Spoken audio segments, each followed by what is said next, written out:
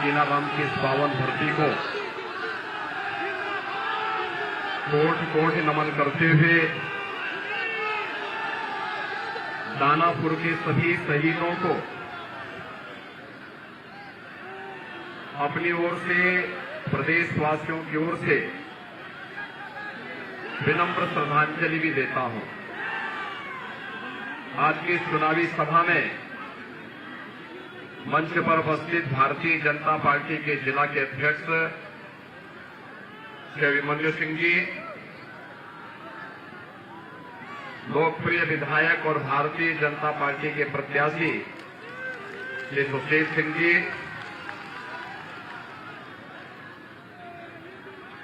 विधान परिषद के सदस्य ठाकुर जयवीर सिंह जी, कन्नौज से भारतीय जनता पार्टी के प्रत्याशी और जिन्होंने अभी भारतीय पुलिस सेवा से जनता जनार्दन की सेवा के लिए, दलितों, वंचितों और समाज के उपेक्षित तबके की सेवा के लिए पुलिस सेवा से इस्तीफा देने के बाद भारतीय जनता पार्टी ज्वाइन किया और भारतीय जनता पार्टी के प्रत्याशी हैं ऐसे से हसीम अरुण जी, भारतीय जनता पार्टी की राष्ट्रीय महिला मोर्चा की राष्ट्रीय उपाध्यक्ष श्रीमती दर्शना सिंह जी, आशुतोष जी, हरिवंश उपाध्याय जी, हृदय तिवारी जी, सुजीत जायसवाल जी, परमानंद सिंह जी, अरविंद विंद जी, ब्लॉक प्रमुख श्री अजय सिंह जी, महेंद्र सिंह जी, अवधेश सिंह जी, सत्यवान मौर्य जी, राजेश तिवारी जी और जिला प्रभारी श्रीमती मीना चौबे जी और उपस्थित सभी भाइयों बहनों, आज मुझे एक बार फिर से चंदौली की इस धरती पर आने का सौभाग्य प्राप्त हुआ है। भाइयों बहनों, मैं पिछले दिनों मेडिकल कॉलेज के शिलान्यास के लिए यहां आया था। बाबा कीनाराम की इस पावन धरा पर विकास के अनेक कार्यक्रमों के साथ ही सुंदरीकरण की तमाम परियोजनाओं को आगे बढ़ाने के लिए भी मैं उस समय यहां आया था और साथ ही साथ मेडिकल कॉलेज को भी हम लोगों ने बाबा कीनाराम के नाम पर ही समर्पित किया। मैं एक बार फिर अग्रेश्वर बाबा कीनाराम के चरणों में नमन करते हुए आप सभी का अभिनंदन करता हूं। भाइयों बहनों, उत्तर प्रदेश विधानसभा का चुनाव चल रहा है।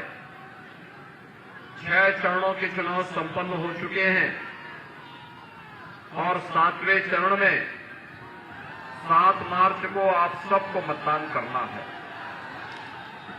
भाइयों बहनों, 6 चरणों के चुनाव रुझाने बताते हैं कि भारतीय जनता पार्टी का जो स्कोर है वह 350 क्रॉस कर चुका है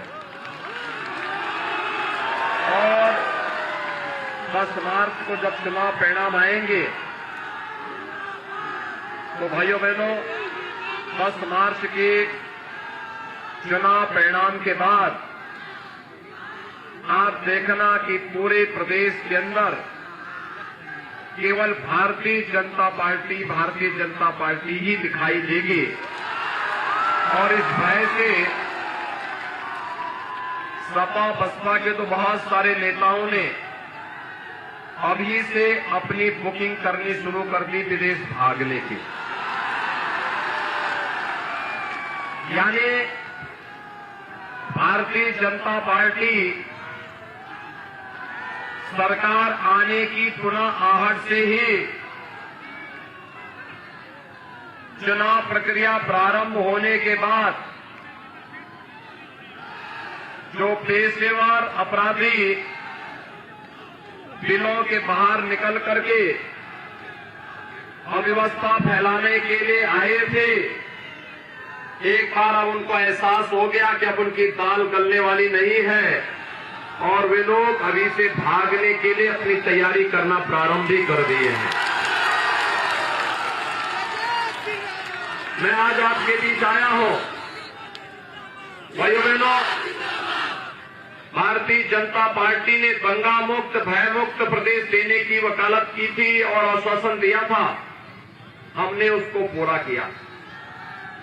भारतीय जनता पार्टी ने एक जनपद एक मेडिकल कॉलेज की बात कही थी, हमने इस वायदे को ही पूरा किया।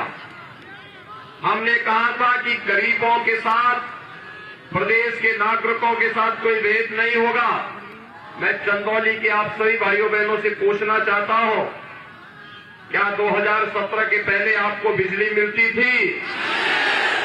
आज तो मिलती होगी ना? आ रही है? दोनों हाथ उठा करके बोलने में कोई संकोच नहीं है। मिल रही है तो बोलिए, नहीं मिल रही तो भी बोलिए। बिजली मिल रही है, संतुष्ट हैं? आज तो बिजली की कोई जाति और मजहब नहीं है ना। देखो, सपा बसपा की सरकार में तो चेहरा देख करके बिजली मिलती थी। मुहर्रम और ईद है तो बिजली आएगी और होली और दीपावली को गायब हो जाएगी, यही होता था ना। आज तो ऐसा नहीं है ना। कोरोना कालखंड में आपने देखा होगा, प्रधानमंत्री मोदी जी के नेतृत्व में फ्री में वैक्सीन, फ्री में टेस्ट, फ्री में उपचार। कितने लोगों ने कोरोना का वैक्सीन ले लिया है? वैक्सीन का पैसा तो नहीं लगा, किसी ने मांगा तो नहीं। भाइयों बहनों, फ्री में वैक्सीन, सबको वैक्सीन। अगर समाजवादी पार्टी की सरकार होती, ये पूरा वैक्सीन बाजार में बिक जाता, किसी भी जरूरतमंद और किसी गरीब को नहीं मिलता। कोरोना कालखंड में आपको फ्री में राशन मिला है कि नहीं मिला है? महीने में 2 बार दाल, तेल, नमक भी है कि नहीं है? और ब्लैक तो नहीं हो जा रहा है? याद करिए, सपा बसपा की सरकार होती, गरीबों को ये राशन भी नहीं मिल पाता। तमाम खाद्यान्न घोटाला उन्हीं के समय होता था। भाइयों बहनों, अभी तो ये शुरुआत है। हमने तो एक सीट और तय की है और वह तय किया है 10 मार्च को जब सरकार बनेगी ना, उज्ज्वला योजना के हर लाभार्थी को होली और दीपावली में फ्री में रसोई गैस का सिलेंडर भी उपलब्ध करवाएंगे। कॉलेज जाने वाली हर बेटी को जो मेधावी होगी उसे फ्री में स्कूटी भी उपलब्ध करवाएंगे। गरीब कन्याओं की शादी के लिए 2017 में हम लोगों ने मुख्यमंत्री सामूहिक विवाह योजना चलाई थी। कन्यादान में अनुदान की राशि हमने 35,000 तय की थी, जिसको बढ़ा करके 51,000 किया गया। और आज मैं आपको कहने के लिए आया हूं कि इसके अंदर बेटी की शादी का अनुदान रुपया करेंगे 1 लाख।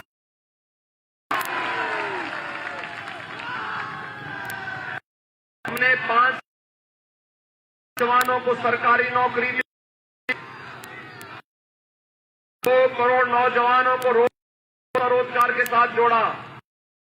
अगले 5 साल के अंदर हर परिवार के एक सदस्य को रोजगार अथवा स्वतः रोजगार के साथ जोड़ने के लिए भी कार्य कर। वर्तमान में को टैबलेट और स्मार्टफोन दे रहे हैं। समाजवादी पार्टी ने शिकायत की है चुनाव आयोग को कि ये नौजवानों को ये टैबलेट और स्मार्टफोन क्यों वितरित हो रहा है। भाइयों बहनों, हमने तय किया है, यानी मैंने कहा भी आखिर क्यों नहीं नौजवानों को टैबलेट और स्मार्टफोन मिलना चाहिए। समाजवादी पार्टी का तो मानना है कि विकास केवल सिपाही खानदान का होना चाहिए, बाकी किसी का नहीं होना चाहिए। लेकिन हमने तय किया है अगले 5 साल के अंदर 2 करोड़ नौजवानों को टैबलेट और स्मार्टफोन बांटने का काम करेंगे और डिजिटल एक्सेस भी फ्री में देंगे।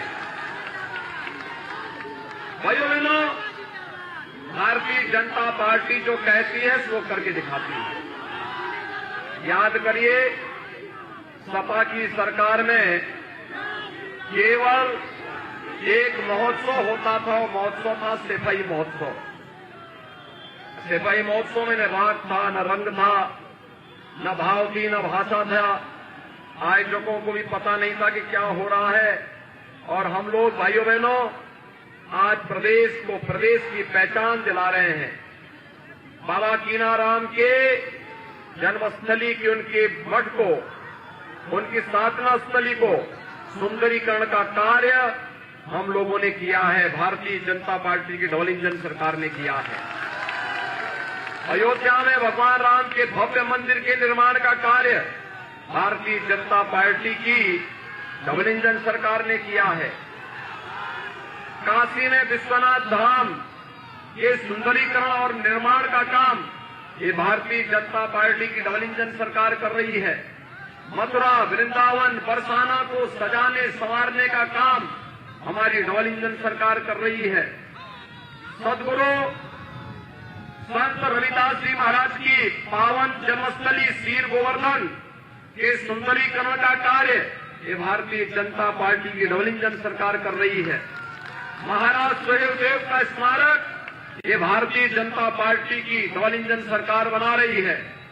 और यही नहीं, बाबा साहब भीमराव अम्बेडकर का सांस्कृतिक केंद्र भारतीय जनता पार्टी की डबल इंजन सरकार बना रही है।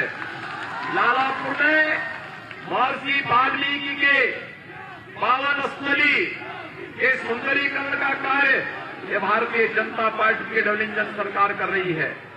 और भाइयों बहनों, संत तुलसीदास जी के राजापुर का भी सुंदरीकरण का कार्य भारतीय जनता पार्टी की डबल इंजन सरकार कर रही है। हमने भारत को, उत्तर प्रदेश को पहचान दिलाने वाले स्थलों का सुंदरीकरण कार्य कराया है। भाइयों बहनों, कल सायकाल प्रचार कार्य बंद हो जाएगा और प्रचार बंद होने के बाद 7 मार्च को आपको चुनाव करना है। हमने जो कहा वो करके दिखाया है। उत्तर प्रदेश के अंदर एक दमदार सरकार के लिए चंदौली की 4 सीटों पर भारतीय जनता पार्टी का प्रत्याशी जीतना चाहिए, क्योंकि दमदार सरकार होगी तो भाइयों बहनों विकास भी और बुलडोजर भी समान रूप से चलेगा। सहमत है ना? सहमत है? देखो, बुलडोजर की ताकत क्या होती है। मऊ के अंदर यादवों की हत्या करने वाला दंगा करवा करके यादवों को, खटकों को, हरिजनों को, राजभरों को, व्यापारियों के घरों में आग लगाने वाला माफिया सत्ता के संरक्षण में किस प्रकार से दंगा फसाद मऊ के अंदर करता था, उस समय समाजवादी पार्टी की सरकार की उस माफिया के सामने पूरी तरह रेंगती थी, नतमस्तक थी। आज वही माफिया खुली जीप में तमंचा लहरा करके नहीं, व्हील चेयर में कीड़े की तरह रेंगता हुआ दिखाई देता है। आज उस माफिया के खिलाफ जब सरकार की कार्रवाई होती है तो उत्तर प्रदेश की जनता जनार्दन की ताकत का एहसास सबको होता है। और मैं आपसे ये कहने के लिए आया हूं, दमदार सरकार थी तो उस माफिया को सही सबक सिखाने का काम भी सरकार ने किया है कि तुम दंगाई हो, निर्दोष लोगों की हत्या करते थे, जमीनों पर कब्जा करते थे, गुंडा टैक्स वसूली करते थे, तुम्हारे साथ तो यही व्यवहार होना चाहिए, इसको जेल के अंदर ठूंसने का काम भी डबल इंजन सरकार ने किया है। और भाइयों बहनों, ये बुलडोजर एक्सप्रेस हाईवे भी बनाता है और मेडिकल कॉलेज के लिए जमीन समतलीकरण कार्य में भी योगदान देता है। ये विकास और बुलडोजर की यात्रा चलनी चाहिए ना? सभी लोग सहमत हैं कि सुशील सिंह जी को यहां से भारी बहुमत से विजयी बनाएंगे? भारी बहुमत से सभी लोग सहमत हैं। शर्त एक है, पहले चुनाव के दिन मतदान और फिर यानी मतदान पहले होना चाहिए। सभी सहमत है ना? तो भाइयों बहनों, मैं यहीं से अपील करूंगा कि सैयद राजा से श्री सुशील सिंह को, चकिया से कैलाश राजभर कैलाश खरवार को, सकल डिया से सूर्यमुनि तिवारी को, मुगल सराय से रमेश जायसवाल को आप चुनाव जिता करके भेजेंगे? दोनों हाथ ला करके मेरे साथ बोलेंगे, भारत माता की, भारत माता की, भारत माता की।